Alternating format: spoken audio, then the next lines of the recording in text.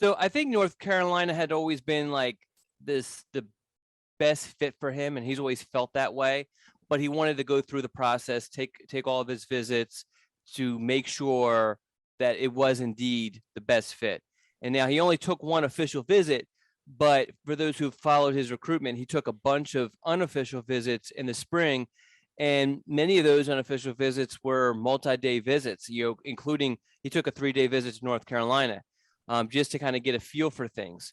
So some of the other schools involved were Vanderbilt, Florida State, Florida flirted with him a little bit, Northwestern, he visited there, Miami, Wake Forest, and he took extensive visits to those schools.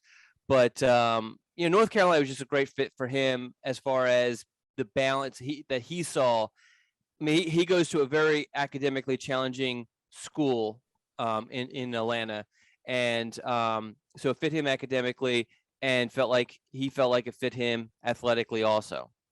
Yeah, and so I mean, looking through his offers, as you mentioned, Florida State, Georgia Tech, Indiana, Kansas State, Louisville, Maryland, Miami, Minnesota, Northwestern, Ole Miss, Pittsburgh, Purdue, Syracuse, Vanderbilt, Virginia Tech, Wake Forest, West Virginia.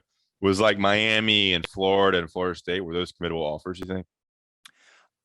Yeah, I feel like from what I know, I felt like they were committable. I mean, Florida State, he visited multiple times, over a course of a lot of time. So I feel like, Florida State was inviting him over, so, a bunch. Yeah. So I feel like the Florida State one definitely was. Miami, I think you only visited once, but I mean, who knows? And maybe they were committable at one point and then they weren't committable eventually. But from the best I could tell, at least the Florida State one was committable.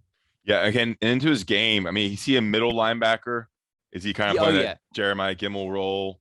Yes. So he's one of those. Yeah. So talk about his role, position, and how he fits into UNC's defense, what he likes to do. So when I went down to Atlanta for the Under Armour camp, I like to get as much bang for my buck for such a long trip. So, that Whitefield was one of the schools I visited, mostly because of him, and UNC had offered and was recruiting at the time an offensive lineman out of that same school. So it just made, sense to go by there. And so I actually got to spend a lot of time. I went by there before school opened and spent a lot of time with both him and his head coach. And his head coach just, after Caleb had left, we talked a bunch to just about off the field stuff, how Caleb is the type of kid, I thank them for coming early. And the coach is like, this kid comes early to school all the time to work out. This is a kid who puts in the work and then some. So he's a self-made guy, studies the film, does what he needs to do, and then some in the weight room to make sure, from a physical and mental standpoint, he's as ready for a football game as humanly possible. On film, he's explosive. He's kind of, he fits that stereotype as that old school Mike linebacker where, making plays because he's able to dissect the offense pretty quickly.